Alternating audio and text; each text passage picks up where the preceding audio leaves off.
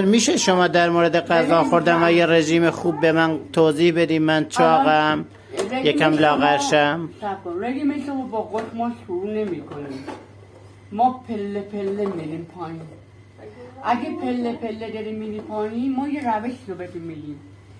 شما باید غذای رژیمی شروع بشه. اونا که خانمایی که میخوان تاق بشن، غذای رژیمی شروع میشه. غذای ما رژیمی هست. بله. یکیش موقع آفتابه. بله. یکیش هویجه. بله. یکیش هم سیب زمینیه. بله.